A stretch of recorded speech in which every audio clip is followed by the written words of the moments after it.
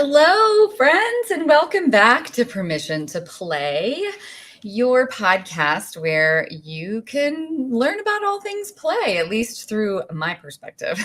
I'm your host, Julie Cotton with Next Level Improv and juliecotton.com. And today I'm very excited because I have been working to create a system. So play can be this kind of nebulous thing where it's like, well, who has time to play? There's work to be done. Like, what is the purpose of play? Play is kind of a soft skill. So there's not an immediate necessarily like payoff for playing more. And I think the opposite is true. So here I am on this podcast, wherever you're finding this on YouTube or Facebook or maybe on Spotify, wherever you listen to your podcast information. We're coming at you strong today to talk about the muscles of play. How do we take our imagination to the gym? So I'm an actor. I've been an actor for most of my life, going on 4 decades here. And I have had the privilege and pleasure of training all over the United States. I have studied in Phoenix, Arizona, where I did a lot of tour theater with a company called Child's Play. It was where I first got bit with the bug. I talked a bit about that last episode, I believe. And then I went to graduate school at Rutgers University for my MFA in acting.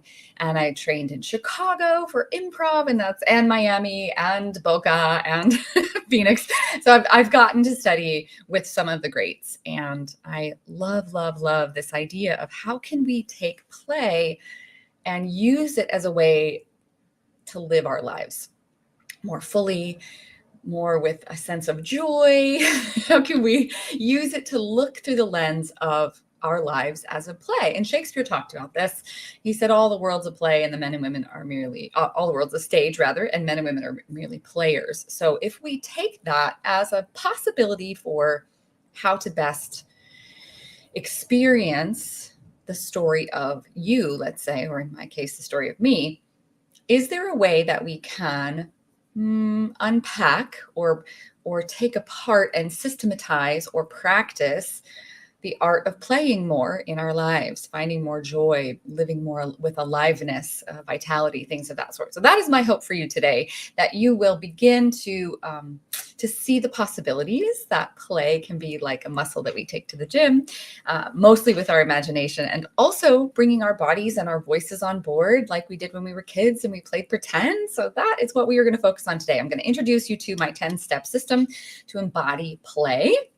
And I have a checklist, and I can put a link in whatever comments or chats. I'm new to this platform, so I'm improvising as we go. And if there are people who are interested, please reach out. You can catch me on nextlevelimprov.com or juliecotton.com. And there's plenty of ways to get in touch and find out what we're up to and ways that I and our company are bringing play into you to make it more available. So this checklist will be available on my website, and you can download that there. So we're going to talk about the ways to embody play. So that I have divided into 3 segments. One is awareness. One is warming up. Awareness is the first part of warming up. Maybe we should practice that today. So we're going to talk about ways to warm up, kind of like we would if we were taking our bodies to the gym. Or I'm a martial artist, some of you may know, and I treat my improv classes the way that I treat an improv dojo. I would go in, you kind of bow in, and we warm up. In our case, the muscles are the mind, the imagination, the body, and the voice. These are our actors' instruments or our improvisers' instruments, and we always have those available to us. So we'll go through what are the different aspects of warming up. And then after the warm-up phase, we'll talk about how do we skill build, right? So if we're gonna kick and punch, we're doing like boxing in the kickboxing gym, we got to learn what a jab is, we got to learn what a cross is, and what's the proper form for that. So there will be an element of skill building, again, just enhancing and practicing, developing the skill of voice, developing the skill of body, and how do we use our bodies for storytelling and to reenact our imaginary play. So at Rutgers, we learned that play and acting is truthful behavior in imaginary circumstances. I believe that's Uta Hagen that first told us that, a brilliant acting teacher. And she has Respect for Acting, I think is her primary book. That's something that we access all the time. So as actors, we are storytellers. Our job is to tell you a story. Well, if you zoom out, again, I'm a big fan of giving people the tools that they need to remember who they are as creative agents, right? If we're like all divine beings, I'm a yoga person too. So, like, namaste means the divine in me sees and honors the divine in you. And so, what I'm looking to connect people to is their divine actor self that is playing the role of, in my case, Julie Cotton.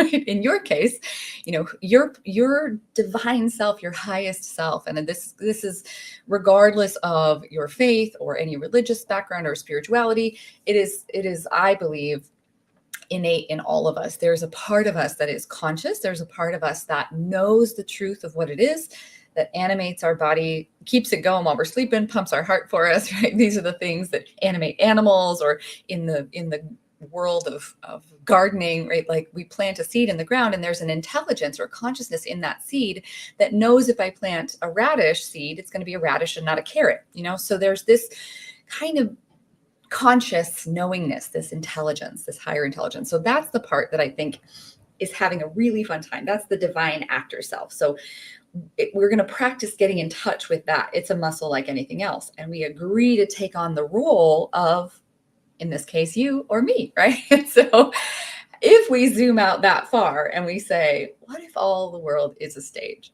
And my divine self has said yes to the role of Julie Cotton. Your divine self has said yes to playing the role of you.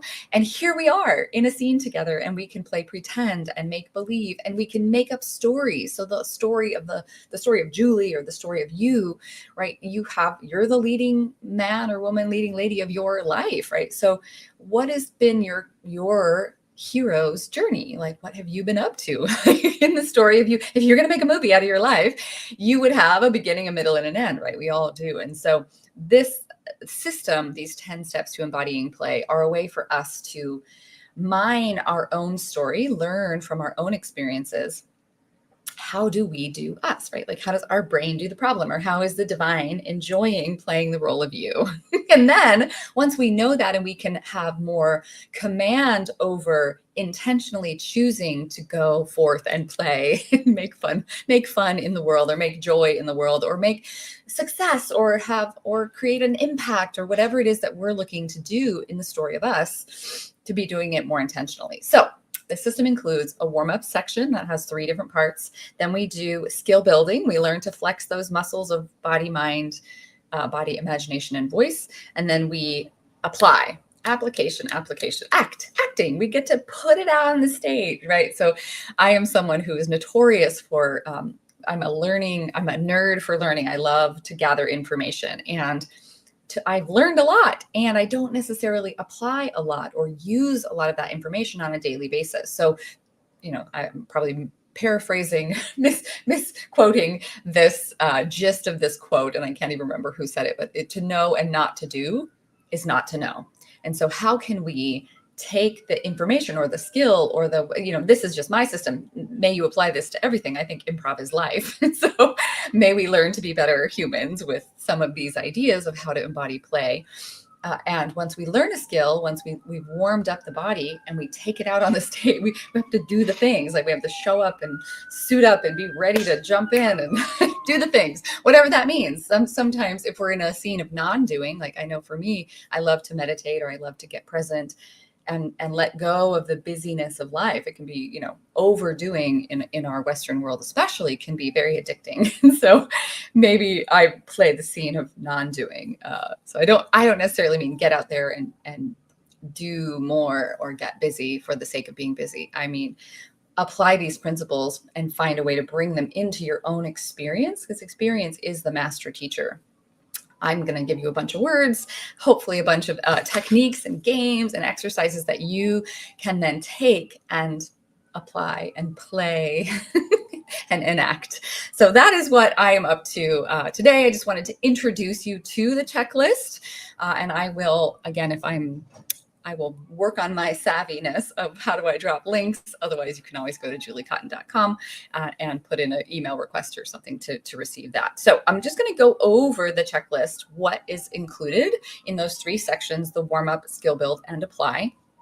We start with, there's 10 steps.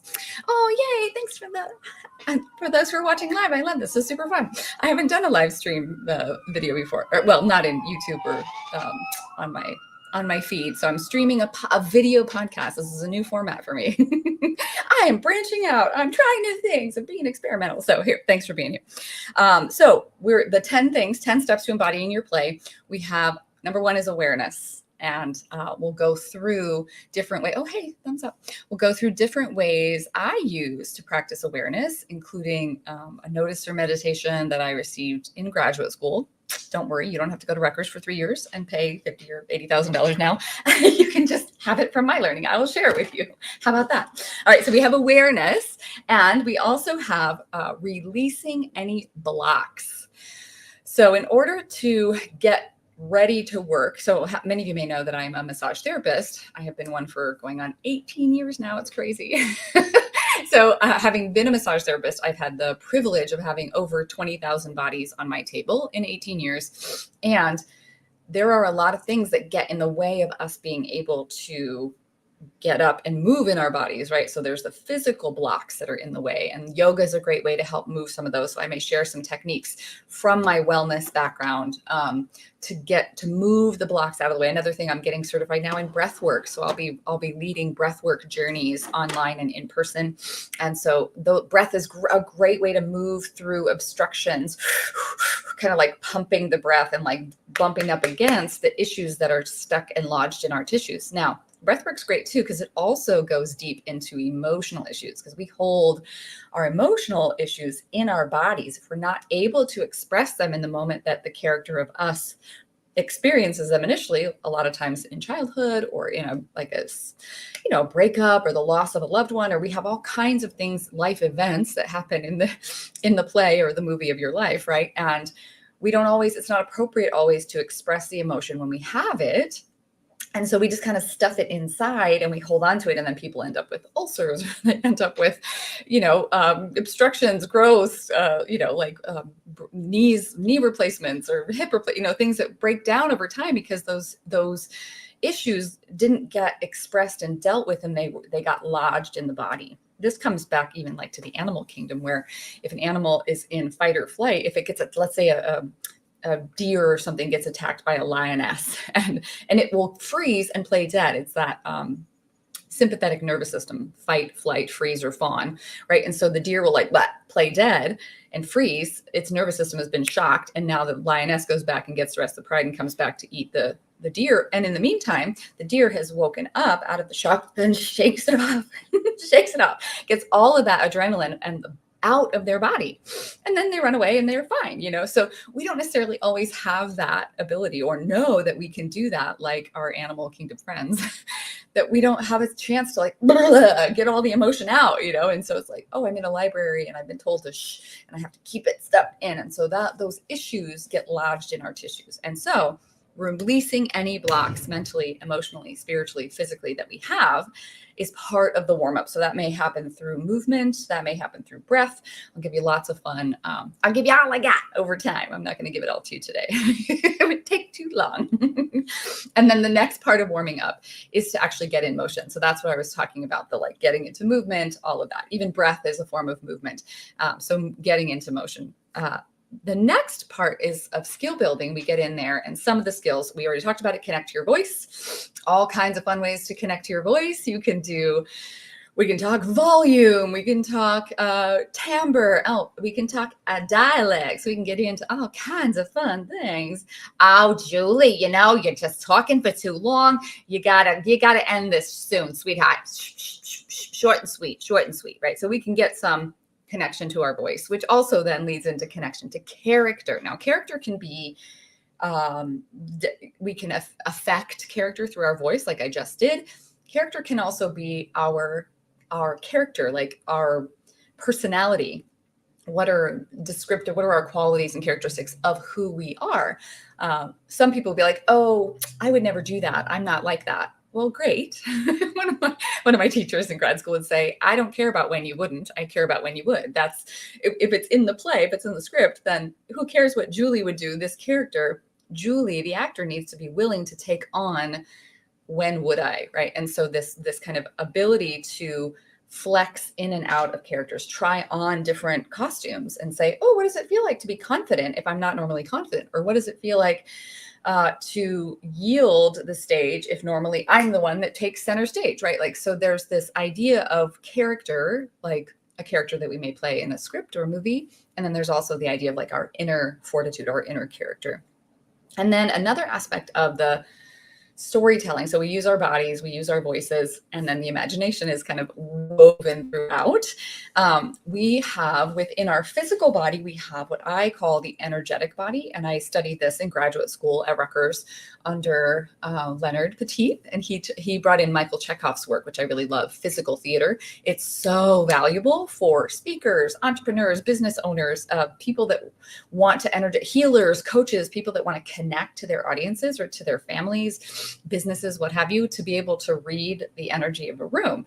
And that is actually a skill. Some people be like, oh, I'm just not very good at that stuff. Well, not yet. Just like I'm not very good at open heart surgery, but I've not gone to school and practiced it and learned it. But if I were to learn it, I could probably learn. Anyway, so we will practice becoming aware of and then embodying the energy body. That is a part of an activation that I have in our skill building.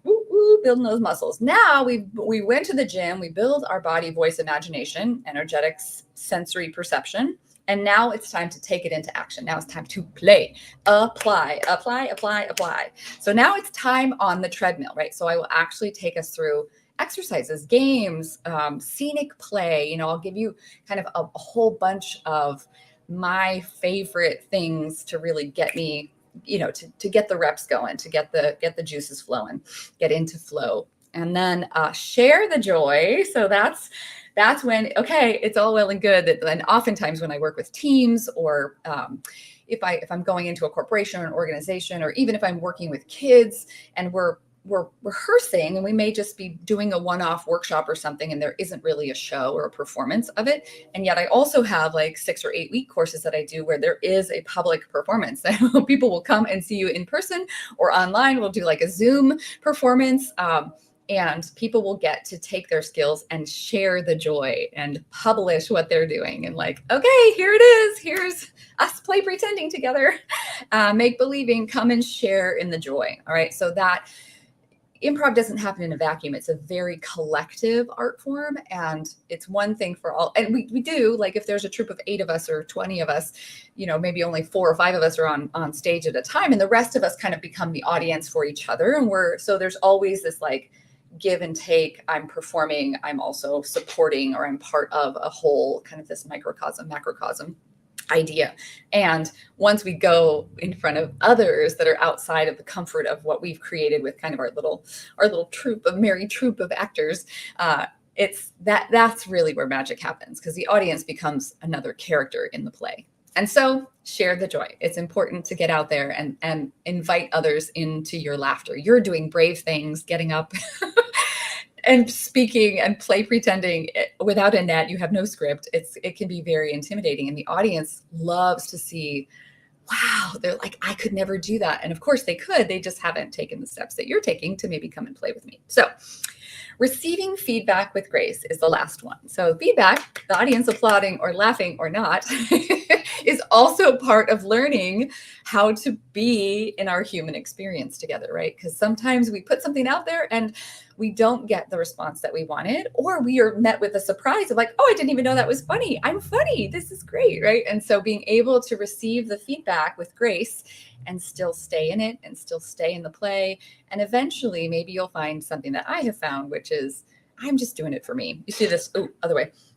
This photo here in the back is a Peter Pan shadow of silhouette that my cast, I just played Peter Pan for those of you who didn't see the first episode, and it's my dream role. And so I wasn't doing it for anybody else. I was doing it for me. And because I had that joy of I get to share my love of this art form with all of you, then the audience got to feel that as well.